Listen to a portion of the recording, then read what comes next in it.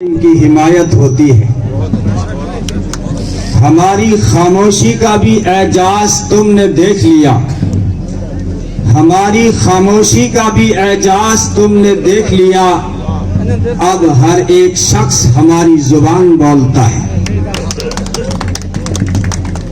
قابل صد احترام عمائدین علاقہ، اکابرین ملت،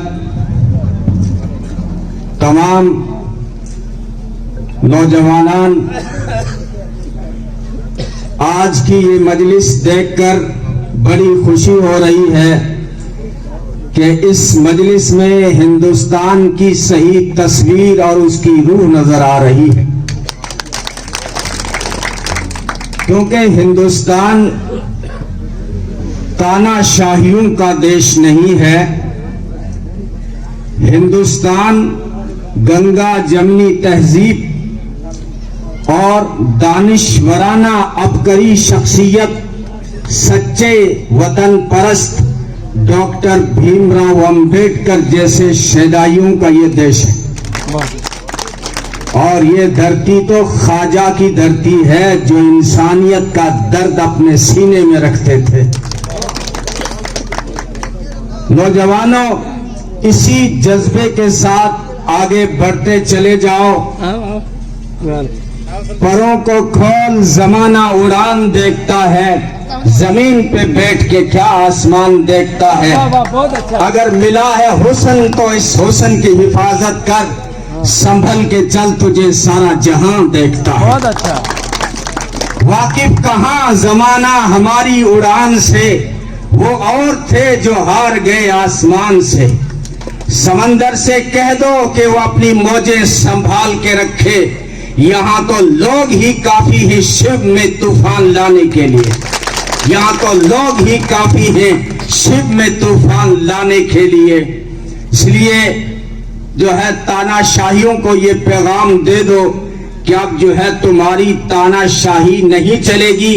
ہم سب کچھ برداشت کر سکتے ہیں لیکن انسانیت کی تذلیل اور اس کی توہین برداشت نہیں کر سکتے. اس لیے یہ مجلس جو ہے یہ وہ لوگ ہیں جو ہمارے قائد ہیں. یہ جو ٹیم بنی ہے، یہ جو جمگٹھا جو ملا ہے، یہ جو ایکتا ہوئی ہے، اس دھرتی پر کبھی نفرت کو پلنے نہ دیں گے. ایکتا کے سورج کو کبھی ڈھلنے نہیں دیں گے.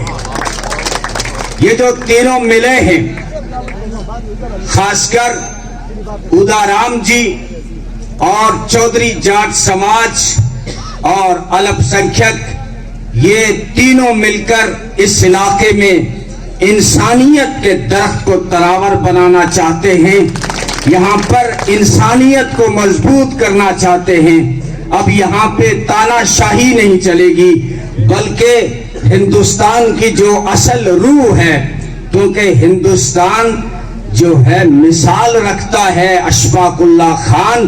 اور ہندوستان یاد جو کیا جاتا ہے دنیا بھر میں، وہ فسادات کی وجہ سے نہیں، وہ تفرقات کی وجہ سے نہیں، وہ قومی اور مذہبی اختلافات کی وجہ سے نہیں. ہندوستان دنیا میں جو جانا اور پہچانا جاتا ہے وہ اشفاق اللہ خان اور رام پرساد بسمل کے تعلقات کی وجہ سے پہچانا جاتا ہے.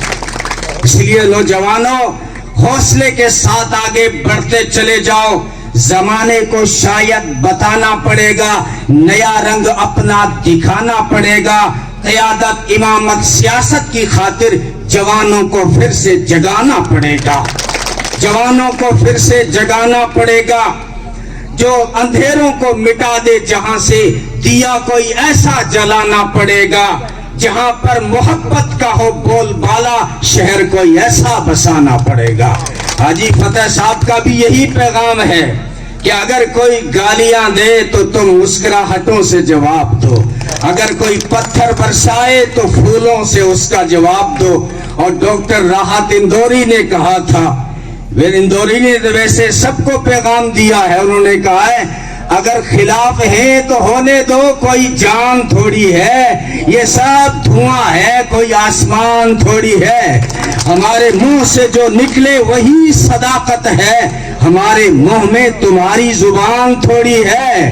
یہ جو صاحب مسند ہیں کل نہیں ہوں گے، بڑوں بڑوں کی زبان سے، اللہ والوں کی زبان سے نکل گیا، اب یہ صاحب مسند جو آج ہیں وہ کل نہیں ہوں گے، کرایہ دار ہیں، کوئی ذاتی مکان تھوڑی ہے۔